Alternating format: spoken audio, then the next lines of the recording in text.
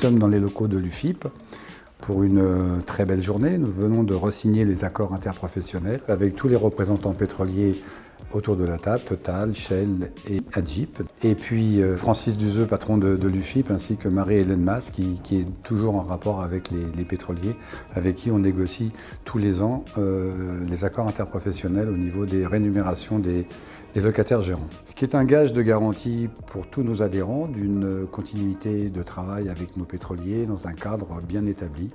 Nous avons été, nous, instigateurs de la demande de modification des AIP et force de proposition pour justement les améliorer et qu'elles soient plus bénéfiques à notre profession. L'importance de cette année, c'est qu'on a remis à plat des accords qui n'avaient pas été modifiés depuis 15 ans, donc on a réactualisé avec tous les moyens actuels de distribution qui ont changé. C'est très rassurant par rapport à l'avenir. Les gens ont peur, on entend parler qu'il n'y aura plus de stations, on re-signe des accords avec les pétroliers, ce qui veut bien dire que les pétroliers ont confiance à l'avenir. Aujourd'hui, on a signé un nouveau protocole entre l'UFIP et les personnes qui s'occupent des stations-service en France, qui pèsent un poids économique très important. 80% des Français ont besoin de leur voiture pour aller travailler, pour aller conduire les enfants à l'école, pour aller faire les courses. Donc ça a un impact économique considérable, c'est un problème de mobilité fondamental.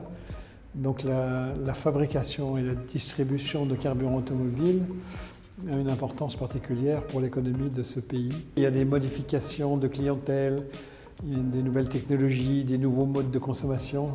Donc l'intérêt, c'est de revoir les conventions qui lient les pétroliers, ceux qui fournissent les carburants, et ceux qui les distribuent.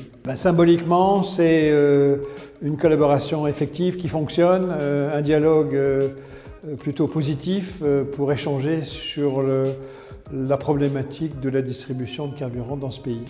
Donc, je crois que c'est important que l'UFIP y participe et puis que ceux qui gèrent, qui s'occupent au jour le jour des stations-service, expriment leurs besoins, leurs soucis, les problèmes qu'ils ont. Donc je crois que c'est essentiellement, comme ça a été évoqué pendant la réunion, un échange assez ouvert sur les règles à mettre en place pour bien optimiser ces métiers. Donc je crois que c'est des métiers qui vont perdurer pendant très longtemps, malgré ce que certains voudraient imposer.